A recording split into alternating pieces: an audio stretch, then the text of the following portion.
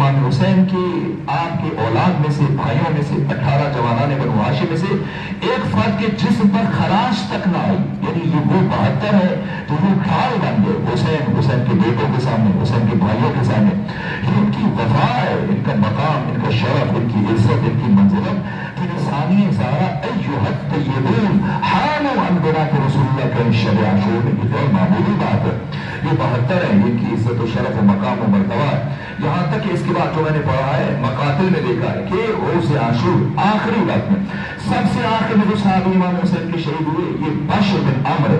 یہ آخری، اس کے بعد پھر بنو ہاشم کی اولاد عقیل کی قربانیاں شروع ہوئی، لیکن بشر بن عمرو جب شہید ہوئے تب تک بنو ہاشم کا کوئی ایک بچہ، کوئی ایک جوان زخمی نہیں ہوا تھا، تب تک خود امام حسین کے جسم پر بھی کوئی زخم نہیں لگا تھا۔ اس طرح سے یہ 72 کا کردار ہے، یہ ان کا شرف ہے، یہاں تک کہ خود چلے بشر بن عمرو تو سب سے آخر میں شہید ہوئے، اس کے بعد بنو ہاشم، ایک صحابی جو خود امام حسین کے بعد شہید ہوئے روز عاشور میں، جناب عمرو بن سلیب،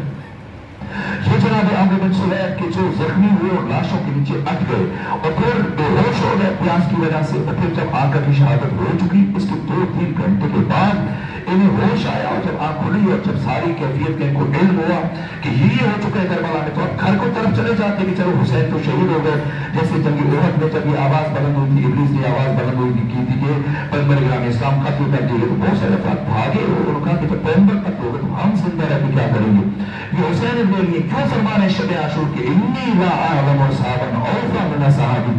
میرے علم میں کوئی ایسے صاحب جو میرے صاحب سے زیادہ کر دیتا ہوں، جنگ تو ختم ہو چکی ہے تو چلے عامر بن سلیب گھر کو چلے جائیں، لیکن نہ اٹھے، ایک ہاتھ میں خنجر ہے، ایک ہاتھ میں تلوار ہے، 23 دشمنوں کو قتل کیا ہے، اس زخمی حالت میں ہو کر پھر جنگ کی ہے، پھر شہید ہوئے کہ کربلا والے۔ اگر آپ دیکھیں سب سے پہلے شہید اگرچہ مسلم ابن